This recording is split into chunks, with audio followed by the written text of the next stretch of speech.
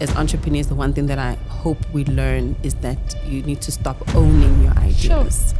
Because the more you own it and you're like, oh, my child, it will never grow beyond you because you are suffocating it as well. Why do I feel attacked? Sorry. Why do I feel attacked?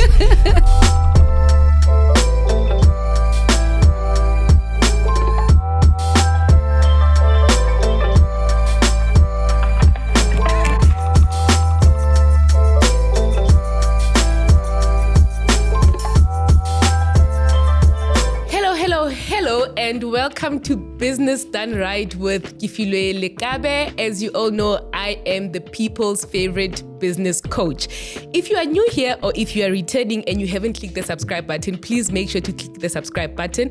Or if you're still thinking, is this podcast for me? Stay and listen. And then if you do like it, comment, subscribe, and share with your friends or family. But what is this podcast really all about? It's about sharing lived experiences, right? I'm an entrepreneur, I'm a business coach and mentor, and I've worked with some prominent local and international companies with my skills development training academy. And I can tell you the past 10 years of trying to build businesses, many that have failed, some that I even forgot what I tried. I truly believe from trying, from testing, the ups, the downs, the failing, the succeeding, I've got something to share. I've got something that I want to transfer with you. I won't always be alone. I'll have amazing guests in studio who are also entrepreneurs themselves, right? That have lived the journey, that still live the journey of being an entrepreneur. So why should you stick around? Because number one, if you're someone who's like, I'm an entrepreneur, I'm making my own money, I'm begging my own bag, but Kefilwe, I don't know what I'm doing. I wake up every day, I'm like, let us see where the wind is blowing. This podcast is for you. Number two, if you say, you know what, Kefilwe, sometimes I don't feel good enough. I'm trying. I don't feel like I've got value. I don't know if my product or my service, the market will accept it, but I doubt myself every single day. This is the podcast for you because I can tell you there's no entrepreneur under the sun who can tell you that it has been rosy and glamorous. We all see on social media that it looks rosy and glamorous, but that is not the case. So from this podcast, we're really going to share the ins and outs of what it takes to build a very good, sustainable, and profitable business, all from this podcast. So today, who do I have in studio? You know what? You saw how I said to you the doubt that creeps in when you are building something. When I wanted to message this lady, I was like, no, she's too big for me. She's not going to say yes to my invite. But I just went in her DMs and I shot my shot. And this goes to show that sometimes your doubt is not telling you the truth. I've got Amanda Sibiya in studio and you know her. Look, if you don't today, you will know Where her. have you been? Where have you been, right? Look, what I know her by is the memes that she posts on social media. Another thing that I like about her, the consistency from this girl. Because there's things that I want to do and I'm like, Monday, every day at 8 o'clock, I'm going to wake up and I'm going to do this. 2 weeks will go by and I won't do it.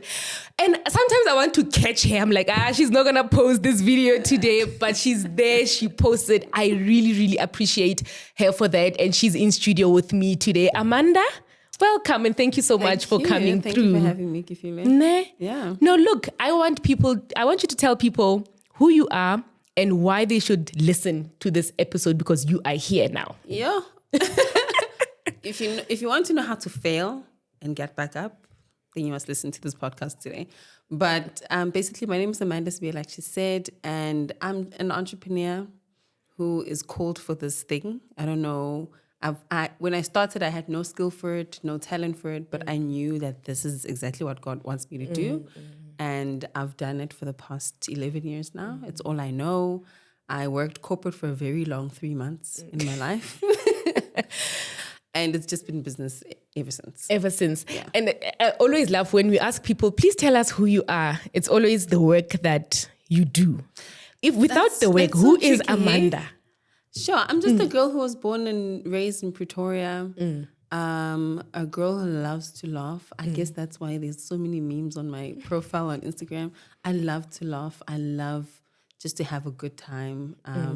Unfortunately, being an entrepreneur, your work really just becomes takes over your life that you kind of forget everything else. But I think by me alluding also that, I feel like this entrepreneurship thing was a calling. I love the Lord as well. That's one thing that is absolutely Amanda.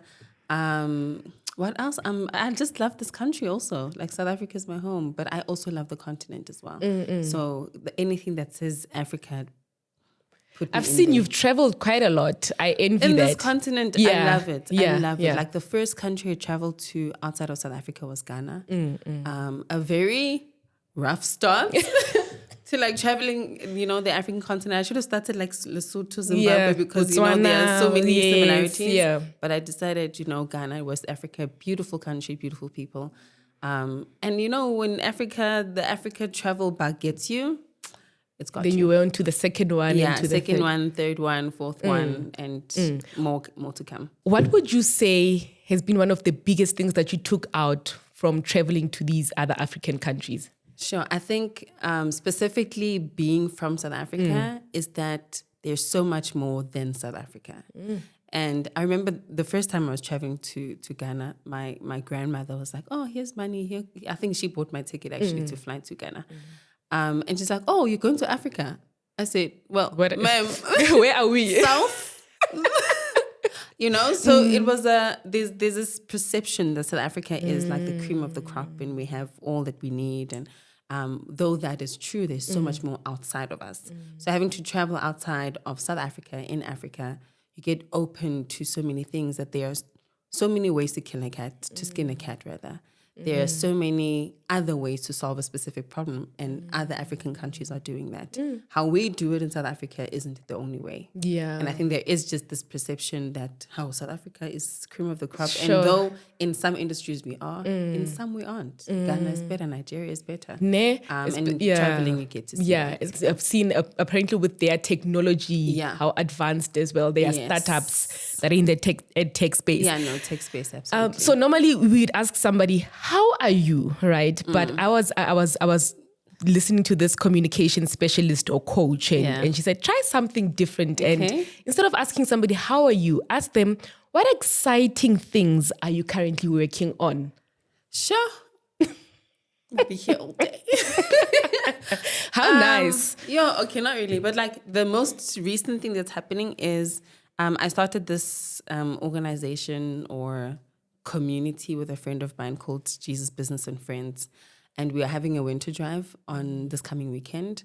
And we'll be feeding the homeless and giving them blankets and hoodies just to warm the city. That's the most exciting thing that I'm currently doing. And I have a heart for those who aren't able to afford the things that I can, afford the life that I can, and just being able to like spread the love of God to other people. I think being in business, there's a lot of selfishness in it. Yeah. Because sure, you're solving a problem for others, but 100 times or like 90% of the time, you're solving the problem in order to feed yourself, to get paid, to make money. Because maybe you realize, I've been in corporate for however long, I don't make the money that I want to make.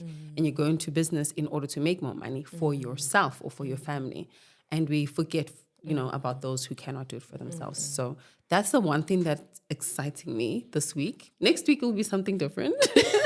But this week, that's what it is. As per the entrepreneurial bag. You know what I mean? Every day there's something new. Every day you start something new. But I've got so many ideas. I think I'm in a very like interesting season in my life at the moment where I've got so many new ideas and I want to venture into something new. I just want something exciting, something new. Yeah. Interesting you say that. A lot of entrepreneurs that I come across, so I'm a business coach and mentor, and some of the things that I would hear them say to me is, Kefilwe, I've got 10 things that I'm doing all at once. Every day there's this new idea that's coming up and I want to. Entrepreneurship is like that. But then there's that business that I started and now it's lacking. Yeah. How then are you managing having so many ideas that you want to try, and what's your focus levels like to make sure that even though I'm building this one thing, the other one doesn't like slack or suffer because they say you can't kill two birds with one stone. Yeah. It's very interesting you ask that, because with the many ideas that I have, I know I'm not the one to make them happen. And I'm not always the one to bring them to where they need to be. And I've learned to not be selfish with the ideas that I have.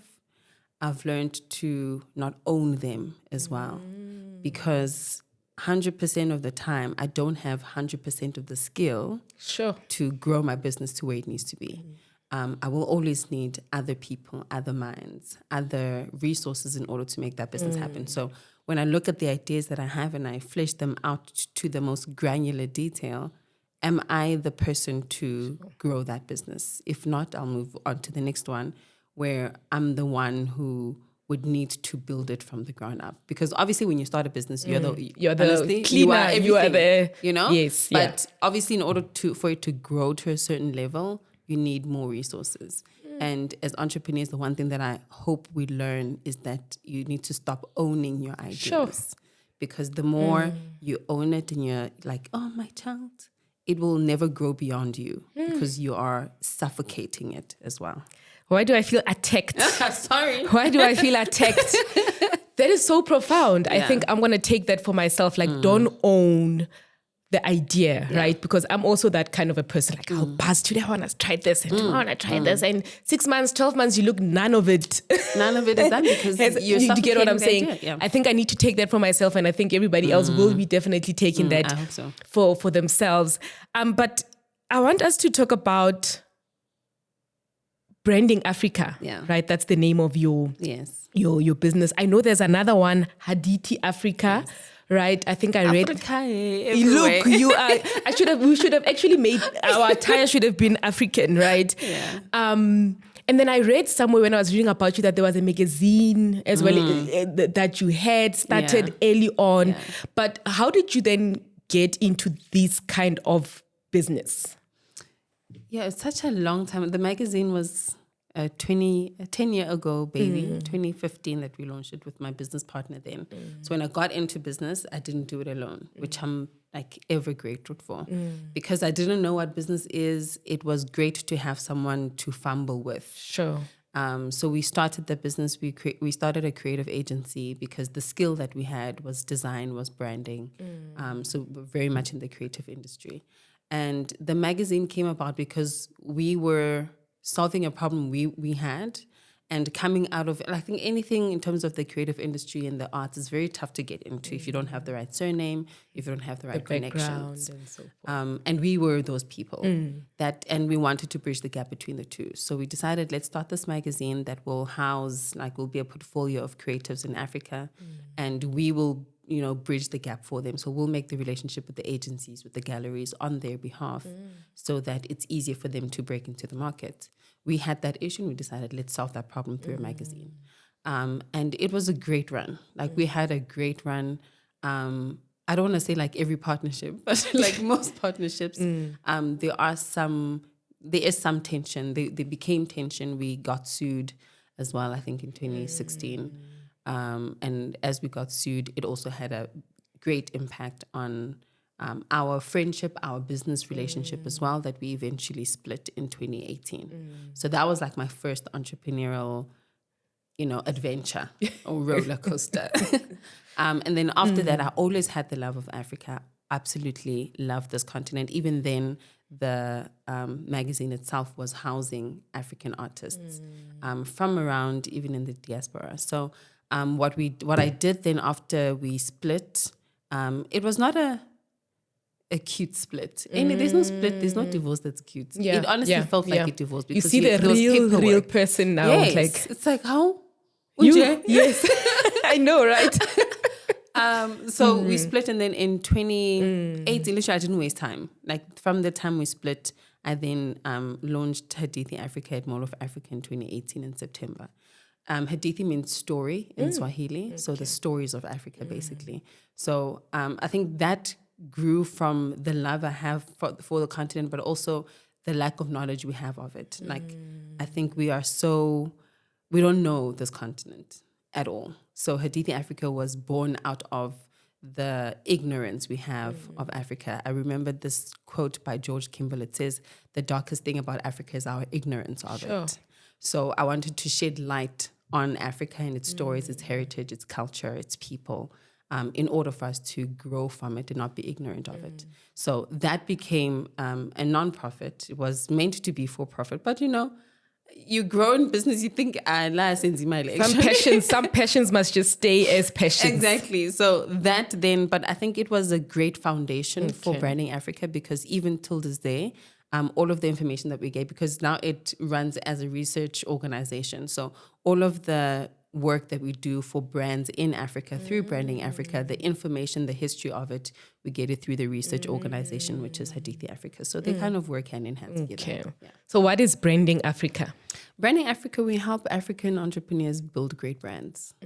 So from your business, we tell you that your business is not your brand, or your brand is not your logo, but just helping you build your brand. And like, I think branding in itself, people need to understand that it's not just, oh, we are pink or we are blue as a company. It has a lot to do with it. It impacts directly your sales. It impacts who your customer is, how you talk to them, all of that. So we help African entrepreneurs build great brands. Yeah, because I remember when I started my first business, I was going crazy about the logo. First step, wrong step. Look, yes, I needed to find somebody who was going to give me the best logo. And you know what? I was going to show everybody this logo, and they were somehow going to give me their money, and I was going to be a successful business. Great dreams. Those are great dreams. So explain to us then, what is a brand? Yeah. A brand is a perception. So when I say apple, instead of thinking about the bitten apple, there is a perception around it. It has this exclusivity around it. It's got this eliteness about it. How you feel about a brand when I say its name or you see the logo, that's the brand, the perception that you build around it. The logo is just an identifier of that perception. So how I like to explain the difference between branding and marketing is that marketing is like asking someone out. Branding is the reason they say yes or no. I said yes because you smell nice, or you spoke to me nicely. You knew where to speak to me. You knew where to get a hold of me, etc. So branding is that process of building the perception. And I think all the other elements, like the brand elements, are just what help your consumer identify that perception. So the bitten apple, the Coca-Cola, the whatever the brand or the logo looks like is just an identifier, but it's not your brand. What is your favorite brand and why? Oh, MTN. I love this question. I absolutely love MTN as a brand, specifically having traveled across the continent, because they have beautifully been able to capture culture in their billboards. Like if you travel anywhere, or if I'm just driving through Sandton and I see an MTN billboard, I can identify with it as a South African. When I go to Nigeria, or if I go to Ghana or Rwanda, when I see an MTN billboard, it won't speak to me as a South African. I can identify, oh, that's MTN, it's yellow, I see the logo, but I don't know what's going on there because I'm not from there, so it doesn't speak to me. Yeah. So they've been able to like capture the cultural nuances and put it in their marketing because they listen to the local people. So it's a global brand that is able to localize its marketing according to the cultures and the countries that they're in. Absolutely love that brand. And for someone who might say, but Amanda, I don't have the budget of MTN. Look, they are great. They've become what they are because they are MTN. But I'm still a small business in the corner of my house with my 2-3 men team. Yeah. How can I also then start building this kind of brand that tomorrow people can say, when they say Apple or whatever, they also think of my brand the same way? The thing is, building a global brand depends on how relevant you are in the local market. Okay. So be relevant in your local community in order for you to take the steps towards building a global brand. Because the only reason why MTN is able to be as big as it is because they are relevant to the, mums bosh from wherever, in order to be able to resonate with the people in their very region and community. So stop focusing on, I want to be the biggest in Africa. Sure. Africa is big.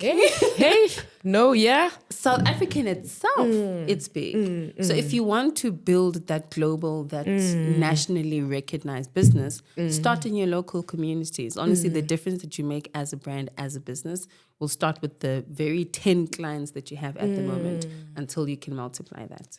And then I'm curious, and I think for myself as well, who then determines, I've got a business, I've got a brand that I'm trying to build. Who then determines for me? Is it me and my team, or do I need to go speak to my customers? What is relevant? Yeah. in Your order for customers. me to then know what kind of a brand I should be building? Yeah. It's a bit of both because a brand, in terms of the heart of it, depends on the founder of it. Like, what was your heart of building it? What solution were you trying to bring to the people? And at the end of the day, I think a lot of entrepreneurs and business owners come to this point of wanting to solve a problem that doesn't exist for people who don't have that problem. Like, imagine me trying to not solve a water problem in 4 ways. We all know that There's there a are water problem. issues here. Apparently, it's contaminated nowadays. You There's know? things in our water. So that's a problem that exists. Yeah. So in order to know if your brand or your business is valid, make sure that the problem that you're solving actually exists in the place that you're trying to solve it. So it's like even in that building a brand or building a business, it's a bit of both. Like, speak to the people who you're trying to solve the problem for, because they will help you navigate how to solve the problem exactly. And then obviously you have a heart in terms of how you wanted to do that, and you find a bridge between the two, and that becomes your brand or your business or the solution you're trying to bring. I think another thing that I would add is people being so in love with their idea, their concepts, that it must only be this, only this, or nothing, right? And I think what you're also speaking to is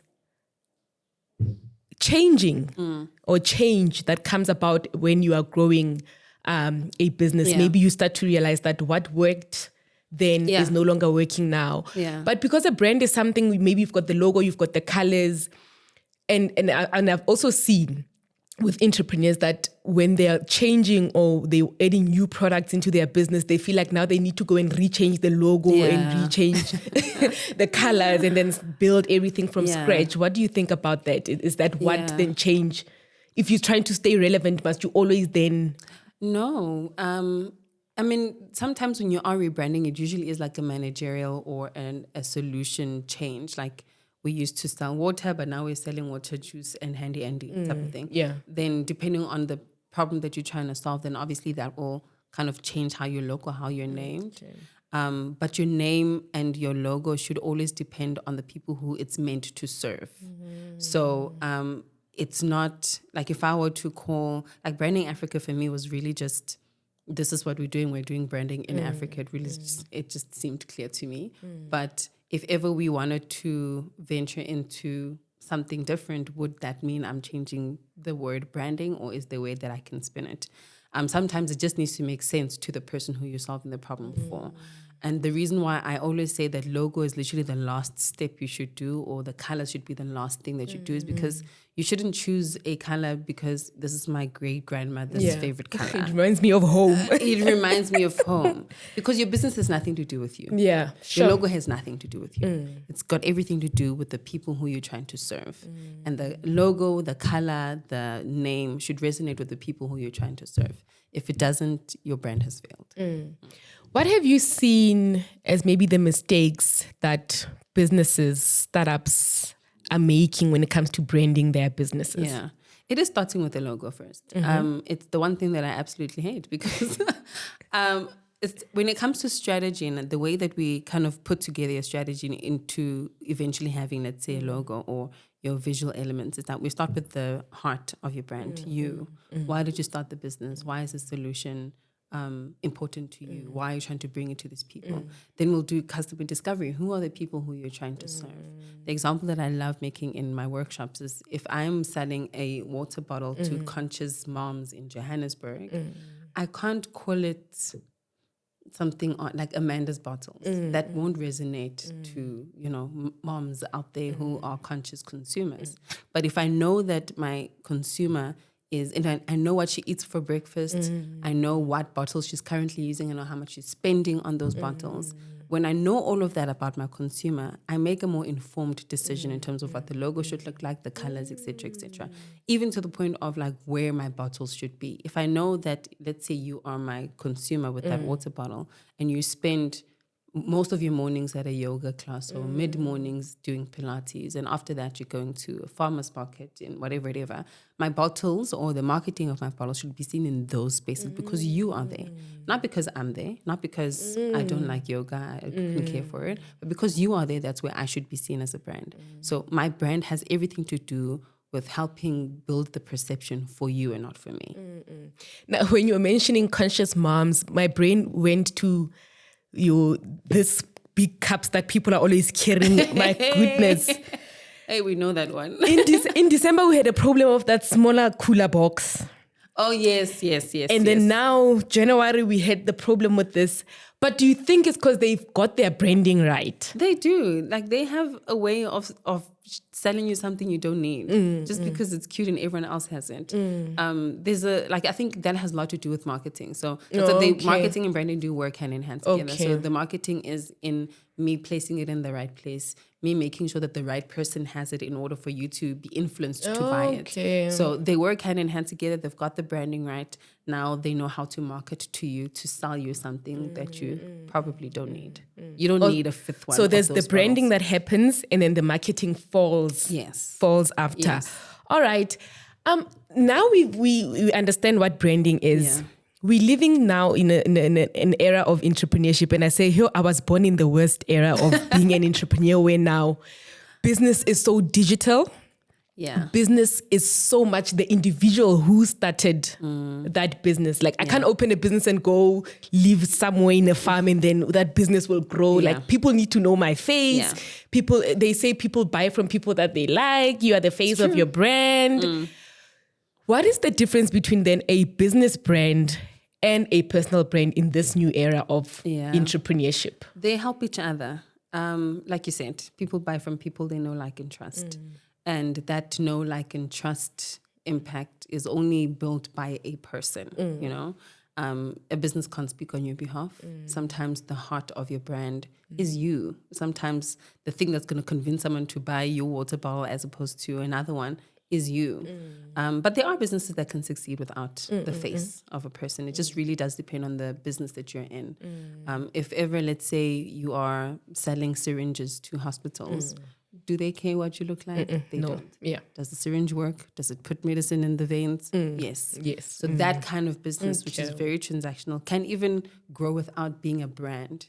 It can't grow without reputation, but it can't grow without perception, but it can grow without a logo because it's solving a specific problem to specific people. But in terms of the personal brand and the business brand, they work hand in hand together. And if you don't have a personal brand as a business owner, I don't know what you're doing. Because you have to be out there, you know? Because people have come to a place where they want to know the person behind something, specifically in this digital era, whereas it could be AI selling you something you don't even know. It's become even more important to be personable right now. Maybe 10 years ago, it didn't matter. But now, in this age that we're in, this digital age, being able to speak to you as a founder of a business is very important. Even the brands that we know, like if you're looking at Virgin and Richard Branson, if you look at Elon, whether it's controversial or not, in all the brands that he owns, each time you put their brands, or let's say social media just as a channel, and you're looking at their social media hand in hand, the personal brand almost has 100% more followers than the brand has. Because when you decide, hey, now I want to sell hats, because they trust you, it's easy for you to venture into hats. But if they only know you for cars and that's all you've been selling and that's your whole personality, venturing into something else becomes difficult. But allow people to get to know you. I'm not saying put your whole life out there, but you can choose and curate what people see of you. But the two are very important for each other. Yeah. So I've got two questions coming out from that. Yeah. There's the one of, okay, how much should I be sharing then as part of my personal brand? Yeah. You know, and should it always speak about my business? Like maybe it's my personal brand, but whenever I'm talking, I'm still talking about my business. And then I still go on to my professional pages and still speak about business. So what do I talk about in this personal brand? And then, for example, the separation of the two brands, should they be similar? Should I have a different logo and go through a whole branding for my personal brand the same way that I did for my business? Or it could just be just me, Kefilwe, on the socials? Yeah. Firstly, you are not your business. Okay. You are so much more than your business. You are, maybe you like tennis. Maybe you like to run. Maybe you just finished a marathon. Yeah. Maybe you like coffee. And that's okay because that's who you are. But you are not your business. Separate yourself from it. Though your business profiles and your business itself will benefit from you and you will benefit from the business, but you are not your business. And it's the same separation that I talk about the money in terms of business also. Like, don't be going to clicks and swiping with your business. The liquor store, the clicks I see. The liquor, you're absolutely right. Don't go swiping, at same thing. Same principle when it comes to branding as well. You as a person are allowed to like a glass of wine. You're allowed to buy certain things. And you're allowed to share those things on your social media. But obviously some of the things that you will share will be direct benefit to your business, but absolutely separate the two. If you like biking, honestly, say it. You are a person. Yeah. That's what makes you a person. Yes. I think because we are innately human and we connect to other people, I'm able to connect to the fact that you like to bike, but you run a crutch, and that's fine. So what makes you you is you. It's not your business. So the sooner you separate the two, the better. But your business also doesn't only depend on you, even though maybe financially and where your business is right now, you are the end all of it all. Don't allow for your business to take over you also. Because I do think that when you are in the early stages of your business becomes your life and your business really knows how to survive without you. I remember traveling to the States a couple of years ago and I had to be there for a couple of months. And it was a stage of my business where, Sissy, if you go away from here, it's breaking. It's tickets, like it's over. Yeah. And I knew because I was in Chicago and the time difference is ridiculous. Like by the time you're waking up here at 9 a.m., it's 2 a.m. in Chicago. Sure. When do you get to then run when the do I get business? to, and when do I get to enjoy what I'm doing in the States without having my business, suffer for it? So I had to put systems in place that makes sure that it can run without me. But those systems that I had put in place at that time only lasted for the time that I had set them for, which is not a good thing because I want to be able to be, on holiday for 3 months and not worry that is it dying or not. So if your business depends on you fully for you to show up, for you to do the money and everything like that, it's better to build those systems in the beginning, but allow yourself freedom from your business. Because if your business is who you are, you will get burnt out. And what are these systems that you are talking about? I'm very curious because I was also going to ask, which is, I'm also always been asking from the landscape of my clients where they would come to me and say, if I show too much of my personal brand, then people get used to me too much. And then therefore, if I need to then go away, how do I then separate myself? Because it happens for a lot of small businesses where they say, this client is used to me coming in, doing the job. But now if I've got 5 clients, I can't be at 5 separate places. I need to send someone. And they're but now when I send someone, they say, we don't want. So they feel like putting their personal brand out there now eventually keeps them stuck in the business. So yes, we're coming to the conclusion that have your own personal brand, personal thing, and then separate it from your business. But then for the business to run without needing them, what kinds of systems then do you think they should start putting to place? How do you start? Yeah. To be honest, I struggled with that as well, specifically being in a consulting business because consulting is the person, you are the skill, you are the thing that is needed in order to get the job done. And I had the same issue. Client would say, I'd send someone else to do some things like, Amanda, are you not coming in today? I say, well, Spongile is there. And it was an issue at first until I was like, no, don't worry. I've trained Spongile to do the process that we do.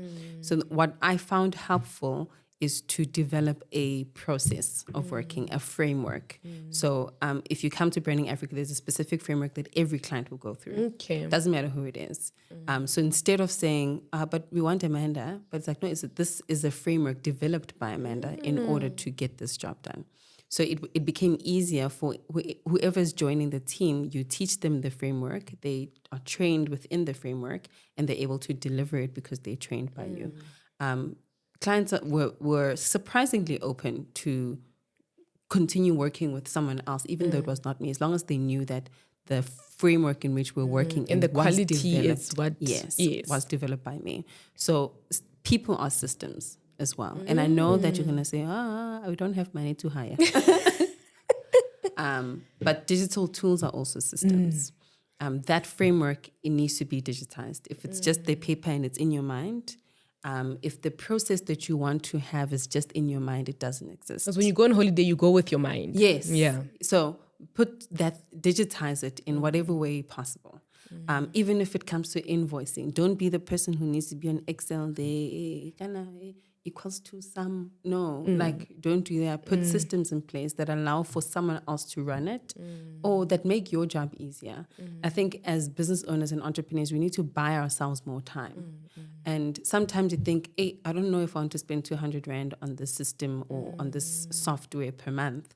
But that 200 Rand is allowing you more time to do other things or to even think of new ideas. Honestly, the emptier your brain is as a business owner or the more free time you have, the better it is for you to be able to grow and scale your business as well.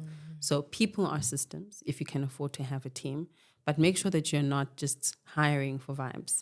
Hire someone who's going to make you money or make their own salary. And this is something I learned from, I think, the regional owner of Zoho. And Zoho is a brand I will always stand behind because they build those systems. And he said when he started his business, he knew he had to hire because he needed more time himself to sell. Sure. And he's like, I'm going to hire one person, but I'm going to hire one person for 3 months. And in that 3 months, they must make their own salary. So it's either they make their own salary or they give you the time to make their salary.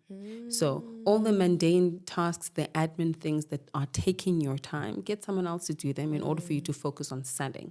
So people are the best resource in terms of scaling or growing, but hiring well and hiring slowly is also like a great tool that I had over time. When you said don't hire for vibes, I think the other day I put up a post on social media and I said, somehow people have this mentality that you have a good business if you've got 10, 15 people in your team. You're such a lie. Yeah. And you'll hear them saying, me and my team of 10, me and my team of 15. And somehow that is what we believe to be a successful business or a business that has made it, right? But then the struggle then becomes, because I also struggle with this, hiring well. Yeah. And I'm going to ask you that question. How do the answer. Because in my journey of hiring, and sometimes people laugh because I like to say I'm the hire and fire company. Call me that. Look, I will hire someone and I will fire them. And people think that it's I'm rude but it goes back to that. I think genuinely I'm struggling with hiring well, and that is why I end up being the hire. So the problem is not with them. You are hiring very. So what maybe you've got a team, I don't know how many, or maybe you work, because in today's era, you can even work with freelancers or as per project. But how have you made sure that your Sibongiles are well? Me and you are the same. I recently fired everyone. Yeah. No, I had that spring last year. Last year, June, I was like, I sent out a whole email. Said next week, all of you. Finish. But I think it was eventual. It was like a gradual firing. There were certain systems that I had to rebuild within my business. The framework works, but the execution of it wasn't working. And I think it wasn't working because of the people who I had trained to execute it. You know, people, you'll always struggle with people. Yeah. I think most of our problems as business owners are external. They're like the people who you hire, the people who are your suppliers, etc. And I still have that problem to this day. I don't have a solution of hiring well. I just know right now I'm going to hire slow, but I'm going to make sure that the person who I'm hiring is able to execute what I want them to. And it's honestly a struggle. I really don't have the answer to it because as it stands right now, I fired everyone. They didn't all go at the same time. I hope they didn't take you to CCMA because I had a CCMA. No. I fired you well. You fire well. So they didn't all go at the same time. Obviously, some contracts came to an end. Others I had to say, hey guys, unfortunately, this is the end of the road. And it was a difficult decision to come to because when you do decide, let me get rid of everyone, it leaves you with the shucks, I'm alone now again. I'm sure you might have some of the freelancers that you still work with, the suppliers, etc. But it makes things like 100% difficult. So that's where I'm at the moment. So in terms of hiring well, if you have tips for me, look, I've got books and books that I've been trying to read that teach me people management, team management. I've consulted with an HR. I think I've spoken to 2 HR people. I've spoken to a lawyer to help me understand. Do you know what? I think for me, I've gotten some bits and pieces of advice. The next step was, don't be involved in the hiring process. Yeah. If you are the owner of the business, like, and let people that you hire know you at the last stage of the interview. So all the steps that they're going to go through.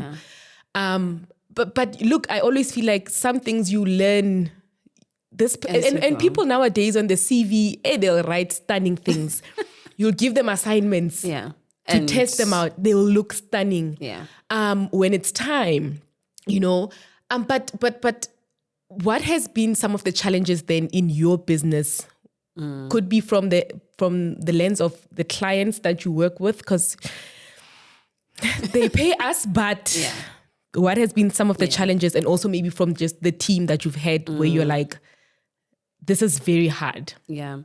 I think the most difficult thing is most of our clients are continental. So we don't have a lot of South African clients. I mean, we do, but they're not like as many as the continental clients are. And from COVID times to like now, we've had to pivot to being fully digital.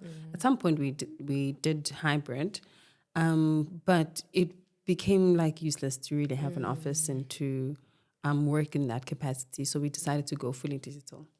And I think beginning of this year, I decided, let me hire someone from Lesotho, which was great. But unfortunately, because he was the last hire, the latest one, and everyone else had the opportunity to work with me, and we'd been together for quite some time. But the minute you go digital, there is a certain level of a daisical type of atmosphere where people aren't working as hard as they used to. They have more excuses because they're at home, and a digital atmosphere is very difficult to manage as well. So because the culture was so lazy, it infiltrated any new person who came, they got the same culture. So now you're dealing with a group of people, old and new, who've now have the same lazy type of attitude towards work just because we're working in a digital environment. So my biggest challenge has been being able to manage people from a distance.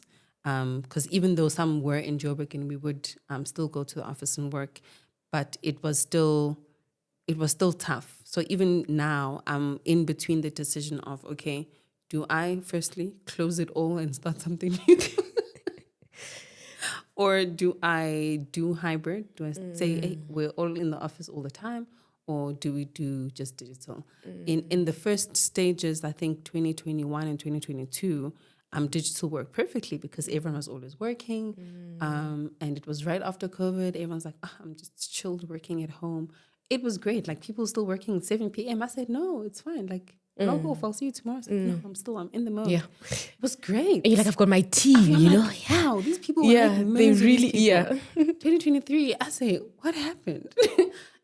So you can go through seasons with the same people. And when new people come, it's so tricky. The biggest challenge has been trying to manage people from a distance. And the biggest challenge also is not knowing how someone will work once you hire them. CV is great, interview is great, but now you're here. Yeah. And wow, what a disappointment. Yeah. And I'll tell you, I don't know how old the people, because you're quite young. Yeah. You're not quite young, you are young. Yeah. At least you're not over the South Africa says young people is below the age of 34. We can say at least, I'm young. So you still fit. But what has been your experience with the kinds of people that you hire? Do you think they disrespect you? Because we get this a lot where people say, they disrespect me because I'm young, I'm black, and I'm female. Yeah.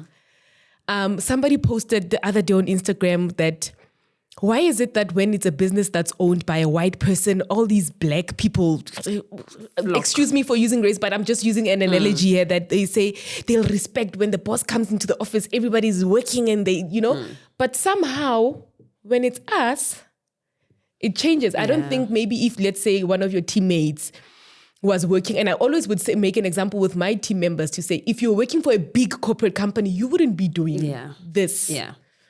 But is it because it's me, I'm small, or you know me personally, you know my age?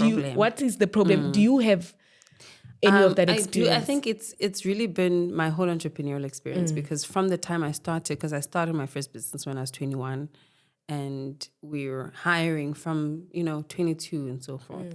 So because you're young, black and female at the time, and we hired all different races, and there was a certain level of, bro, I'm even older than you. What are you even going to say? Because we did hire people who were, I don't necessarily hire people who are just my age. If the skill is there, if you agree to the terms, then sure, let's build this thing. So there are times where they do look down on you because you are younger. And that also comes from clients to me sometimes, because I do work with a lot of corporates, and they're like, do you know what you're doing? Are you sure? Yeah. Yeah. And when they see the words, like, oh, sorry, we doubted you. But it takes some time for them to even agree, okay, let's actually work. And I think even when it comes to team, my biggest challenge is the fact that I'm online, I'm very relatable, very like sharing memes. Oh, good morning, in my gown, and I don't have. And they think they know you now, and they think, this one, Chomi. I said, there's no Chomi at work, my friend. Yes.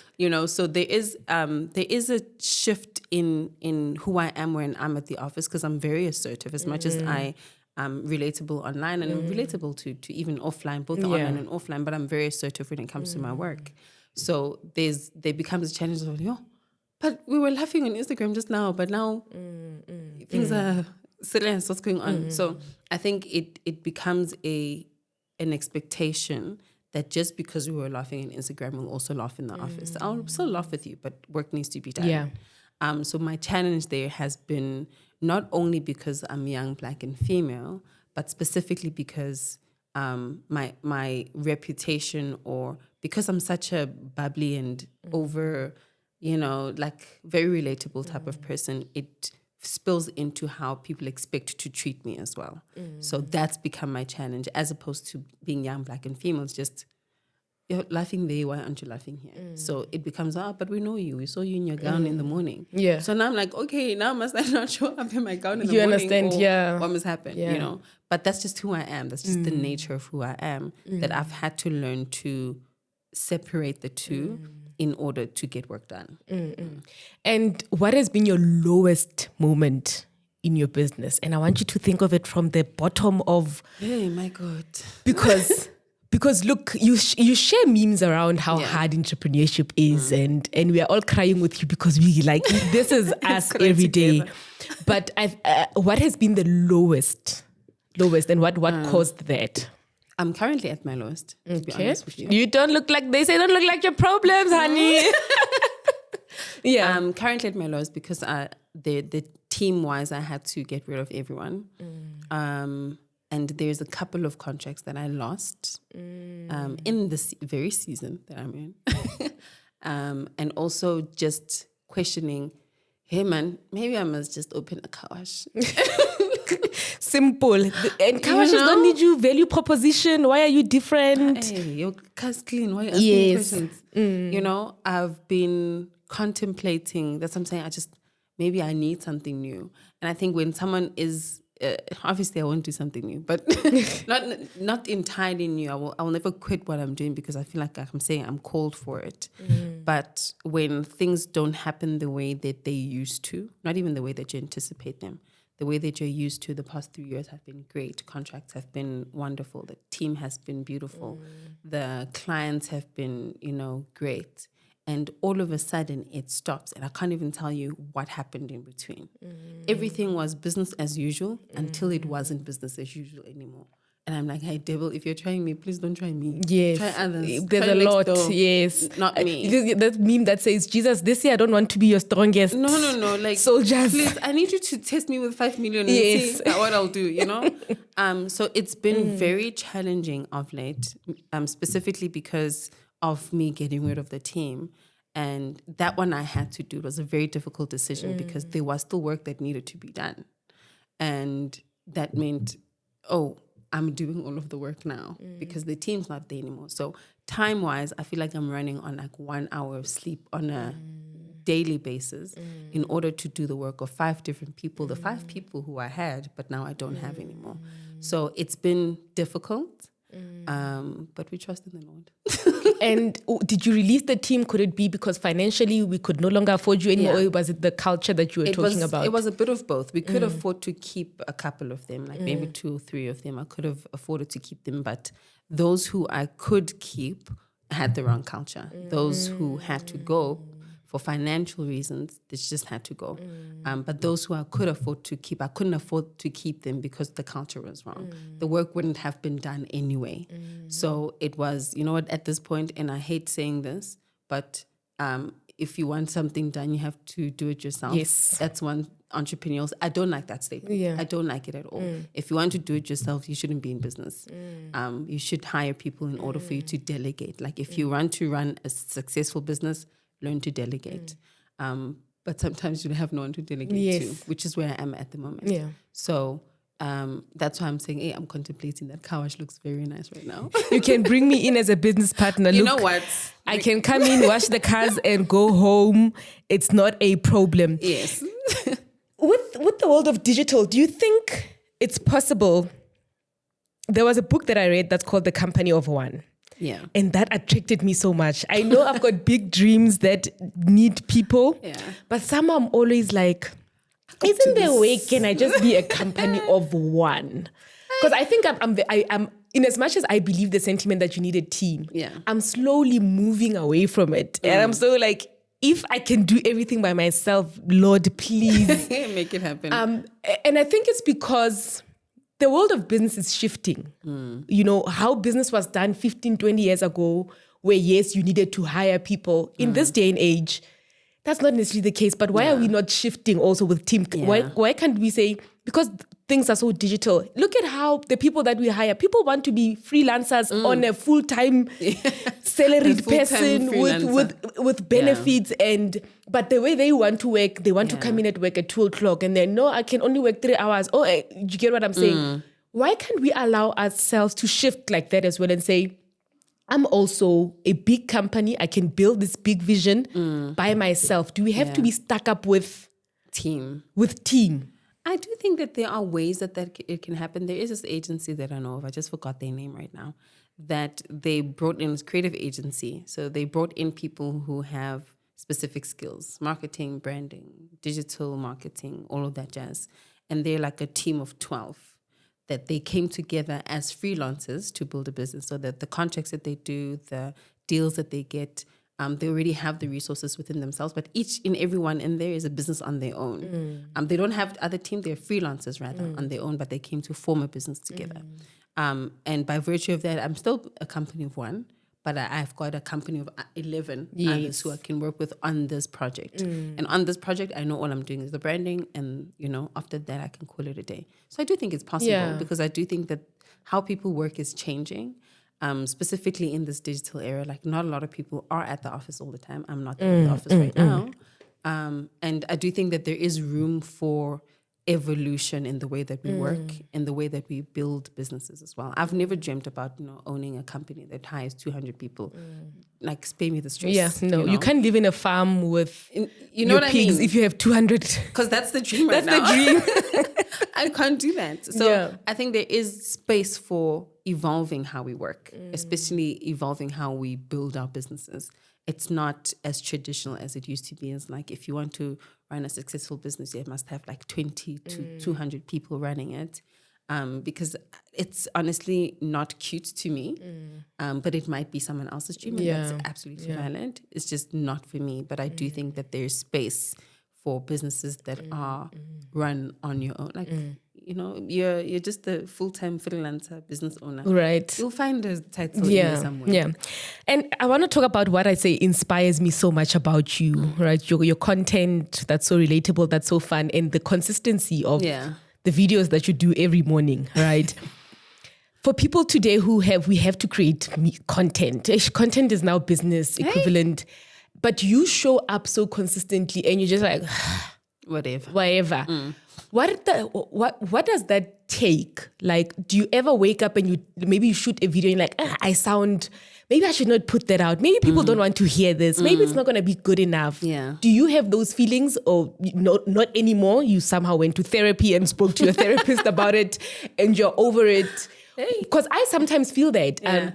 Also with imposter syndrome, feeling like, I'm faking it. I'm a fraud. No, this has been said somewhere. If I say it, people are going to be like, your content is boring. And that I've seen that it somehow stops me from creating. I don't know how many videos you will find in my phone. So many drafts. And I've seen your posts where you like release. So how do you then just get up and sort of like do it? Even though maybe you do experience, what do you then do? It takes time to be comfortable behind a camera. It takes time to not cringe when you're hearing your own voice. I mean, even till this day when I'm hearing someone, like, I can't have you watch my video in front of me. And you're here. Like, let me go, then you watch it. So it takes practice. It takes a lot of time, but it also is important to be authentic, because if you aren't, you will feel like you're acting. And there are so many like brand deals on the content creation side that I had to decline because they want me to act. That's my mom's job. I can't act to save my life, And the one principle that I go by is that if I'm recording a video and I have to record it more than 3 times, I won't post it. Okay. Because clearly the authenticity is gone. And now I'm clearly remembering what I'm supposed to be saying, and it's just not working out in that case. So the principle I go by, if I have to record more than 3 times, I won't post it. If it's a one-hit wonder, then all the better.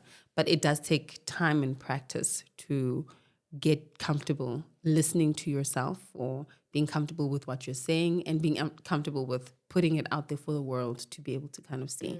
But I've had to be comfortable with who I am, firstly, because obviously how I show up isn't, prim and proper Forbes 30 under 30 type of, setup.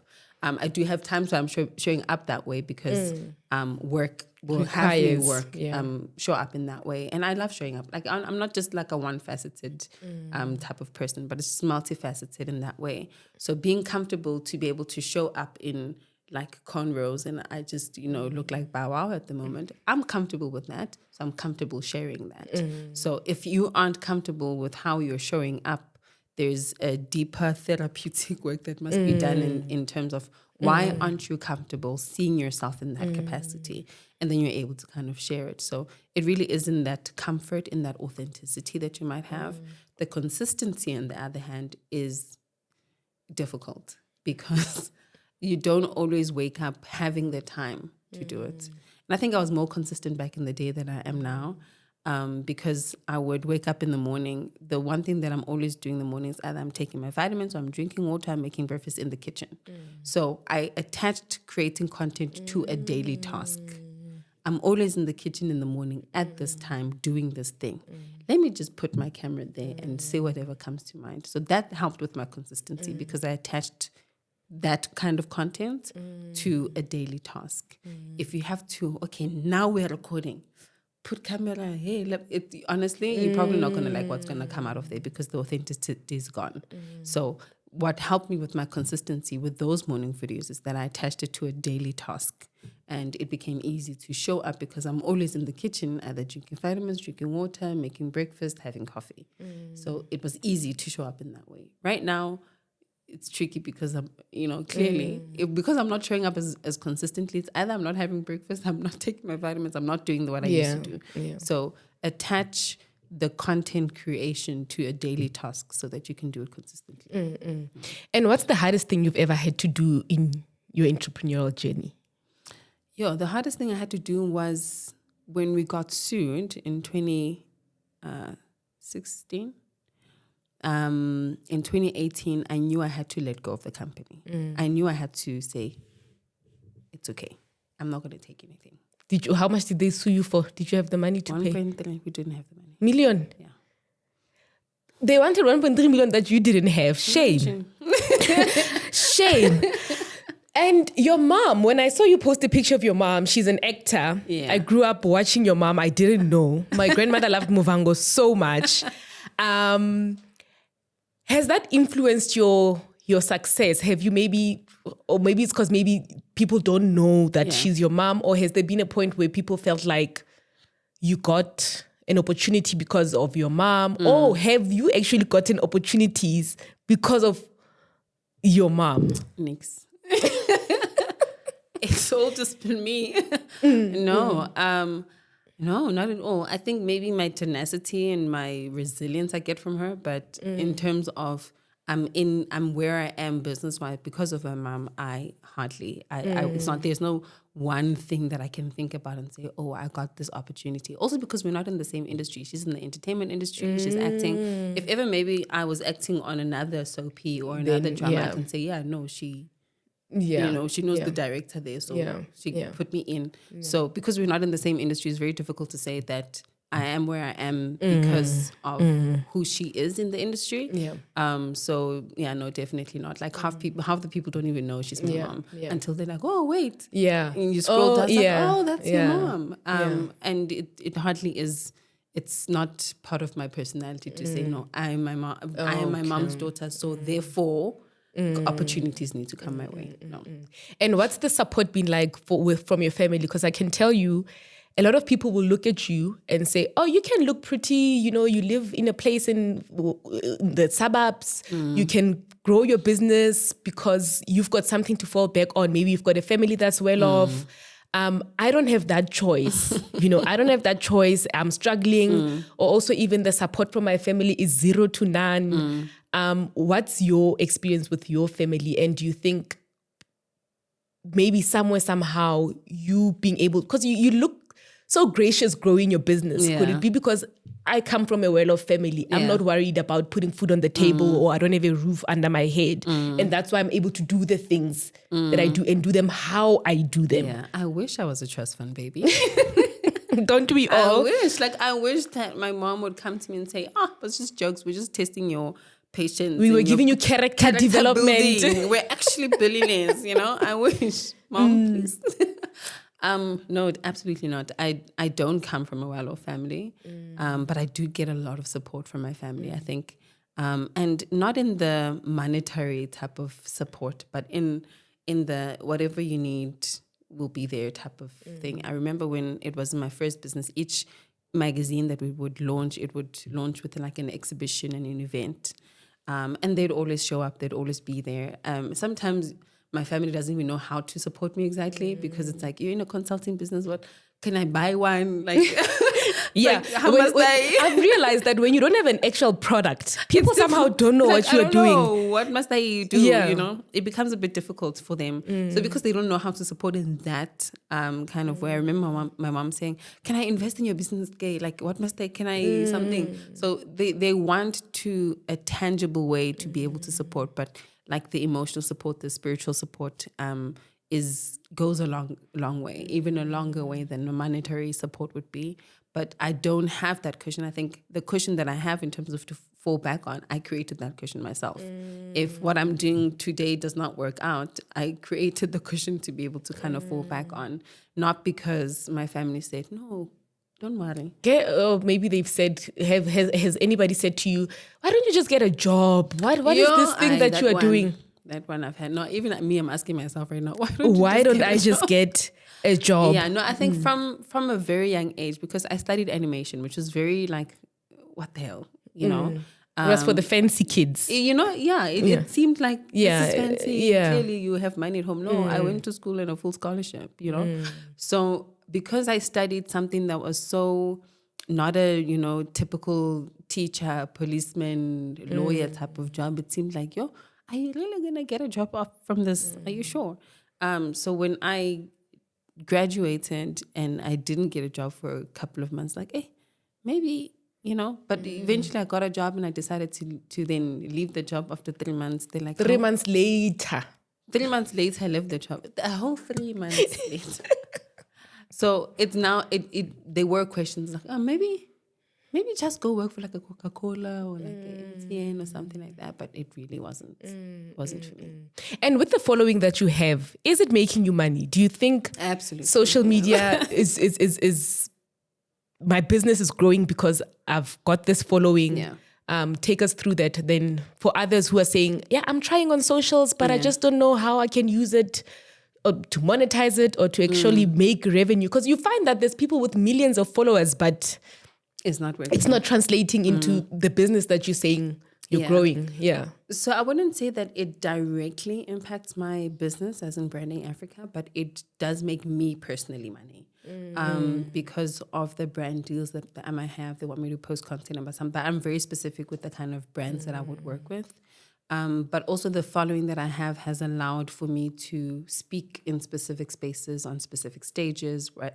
Whether it be a keynote address or I'm part of a panel. Because they value my opinion, they realize she actually has a following of people who actually want to hear what she has to say. So it does give some sort of social proof as well. But outside of that, because it's not actually happening on social media, there are brands who pay me to post on social media that has nothing to do with my business, but it has everything to do with me and who I am. So that definitely does work, but it does impact my business in a way that it's like, oh, clearly she's doing something right if there's like 50,000 odd people who are following her. So it does help on the social proof side of things. Yeah. So if it's me, I've got my little 500 followers, I don't really get a lot of engagement.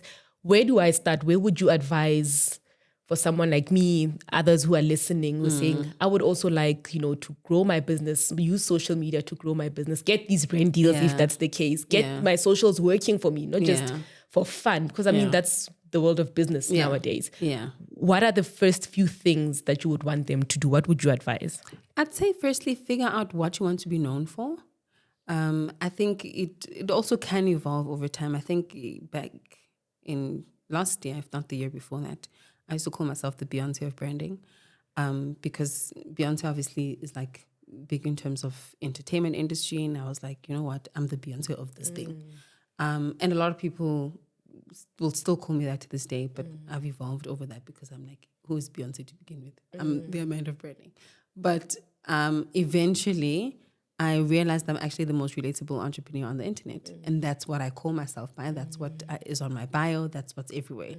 Because relatability is the one thing that I do a lot and I do very well on my social media, but also it's all my content is relatable. I think that's the one thing. Each time I post something, oh my gosh, so relatable. That's the one comment that I get most of the time. So I'm like, actually, you know what? I'm the one entrepreneur who's not afraid to tell you that it's going to be difficult or you're going to get broke. Or come, let's cry together type of thing. Whereas on the other side of the coin are entrepreneurs who want to show up as if they've made it without showing you the other side of it. So I've decided to fill that gap of content and just who I want to be online. So figure out that for yourself. I want to be this person, and this is the kind of feeling that I want people to have when they look at my content. And once you know what you want to offer to, the Internet of Things, then you know how to build or what kind of content to kind of put together. When I think about content that I want to post, I think, is it relatable? Is it still within the niche that I've decided to go into? Does it speak to everything that I say I am in terms of my social media? And then once you know what you want people to expect when they come through your profile, it becomes easier for you to know what kind of content to post. And then once you figure that out, start posting consistently, whether it's 1, 2, 3 people looking at your content. You'll find that one video that has more views or has more engagement. Figure out why that video has more views and just replicate that, and you're able to do it over again. And attach that consistency to a routine of some sort. I think I took that for myself. You say, have you been broke? You don't look like... What is broke to you, Amanda? Broke means, one thing that I learned from my mom. She said, have your own zero. Okay. Right? So don't be like the zero that's zero on your account. Don't let that be your zero. Like create your own zero. Maybe your zero is 10,000. Maybe it's 500 Rand. Maybe it's 2,000. Maybe it's 20,000. Have your zero. When you get to your zero, know you're broke. I'm broke. So I've been broke, but it's been my own Your own zero. Okay, because people will say, yeah, it's nice for you to say that because you don't know how it's like not to have money. No, but like when I first started my business, I was broke. Like if there's a client who's paying 6,000, that's the only 6,000 we have. Yeah. So I have been. What has contributed to Amanda's success? Obviously, I know there's still plenty that's coming. Yeah. But what is the one or two, let's say two things Amanda's successful? Yeah, guys are playing. Look, I've learned that we'll always be ambitious. Yeah. Like, I can tell you right now, I am successful, but I feel like no ways. That bank account still needs, it still needs to go but if you think, and I will always say to myself, if you think 10 years when you were actually starting, you have what? And like we say it like so it's far. a cliche, but it's so like, for example, look at this podcast now, how amazing it looks. When you look at the one that I tried in 2016, like miles do you get apart, what I'm saying? In as much as I would want this to go and have 100 million views maybe in the next 2 years, 3 years or whatever, but the fact that it's here, that's success. And I think with you get what I'm saying? The fact that people look up to you, people ask advice. I look up to you. I don't want to lie. And that was like, you know what? I have to sit with her.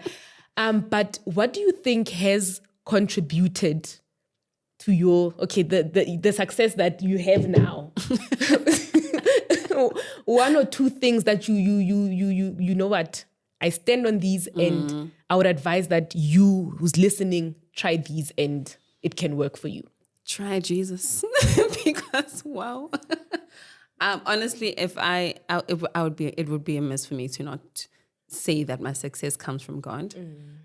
It really does, because when I'm down and out, it is the Lord that gets me up again. That and community. Just being able to call a friend, yo, Chumi, is deep right now, what's going on? Or yo, Chumi, I won, and they'd be proud of you. Community is so important. But also the quality of that community is just as important.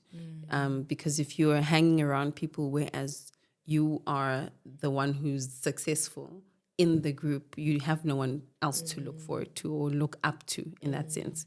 So hang around people who've made it more than you have, who've got more money in their account than you have, because 100% of the time they will push you to become the person who you want to be. And I'm so blessed to have friends and a community of people who see in me what I don't see in myself, and would always push me to look like that person who I might not see, but they see. And so the advice that they give in every sphere of my life would be, but that's not the 10 years from now, Amanda. So people are able to, hold you accountable as well. And that is, like I'm saying, in every part of your life, whether it be your intimate counsel is what will bring you to where you need to be. So just check who you have in your intimate counsel. You might have a community of like 20, 30 people, but check who's in your intimate counsel. So the Lord and my intimate counsel are the two who I think I owe my success to. Sure, that's powerful. Yeah. And you won the Future of Women? Women of the Future Women Award. of the Future Award with Centum. Yeah. And obviously it's Women's Month. Yeah. Right? What would you like to say to women? What does the woman of the future look like? And what would you like to say to all women that are entrepreneurs, that are in business today? I think in our closing. My word, I've got so much. How do I and to tell them how they can make sure not to get sued. Yeah, that one, call me. I'll tell you. One thing that I started telling myself is that I need to choose to believe that I deserve the life that I'm working for. Because a lot of the times you work for something and then you feel like you've got imposter syndrome. Do I really belong here? Do you feel that? Sometimes I do. Okay. I'm like, hey, am I the right person here? But I'm choosing to believe that I belong in those spaces.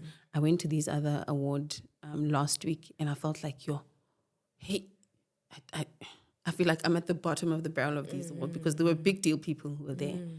But I think I went home and I said, no, I need to choose to believe that I belong in those spaces. Choose to believe that the life you dream of, that you deserve it. So I think for all women out there, women and men, but women specifically because it's August and it's Women's Month, the life you so often dream about, choose to believe that you deserve it. Sure. That is so powerful. Do you have any question for me? Hey, do you have food? I'm joking. I'm joking. I knew it. She is a meme herself, as you can all see. But Amanda, thank you so much. Yeah. No, thank you for having me. Look, if we could have the whole day talking about challenges in business, what's hard, our successes, it would never end. I feel like entrepreneurship is a never-ending topic or Actually, journey. I do have a question for you. You asked me to give these women something that, what I want them to know, women of the future, what that looks like.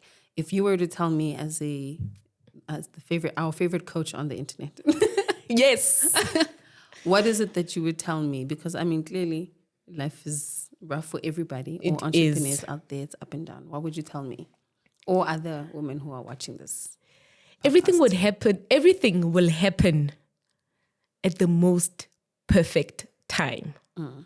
I think for me, when I started my journey, there were so many amazing things that I wanted to try and do that they didn't happen, right? And as I blossom and as I grow into this journey, I'm like, oh, wow, this is how it was supposed to happen. Yeah. And I love how it is happening now. And I don't think if it was to happen maybe when I was 2 years, 3 years into my entrepreneurship journey, it wouldn't have gotten or do you get what I'm saying? Like, for example, there are things that are like this podcast, for example, from 2016, I've been wanting to have a podcast. And I was broke then, my zero broke. And I couldn't afford fancy things. And people always say, no, start with your phone. But I'm somebody who likes quality. Like even with my work, people that have worked with me know that my work doesn't leave the door until, do you get what I'm saying? That's good. So I fought for that. And today I can afford to do the things that I want. Like I can go buy a new wardrobe for this podcast. Typical things like that I wouldn't have been able to do last. I could bring in a makeup artist.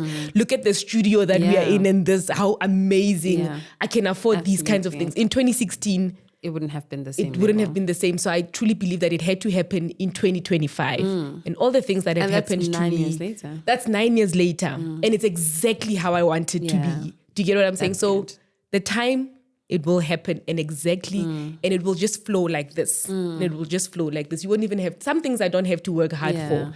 I think that's perfect timing. That's good. All right. I don't know. What did I learn? Look, I've learned that, number one, by just having you in studio today, I want to say, guys, shoot your shot.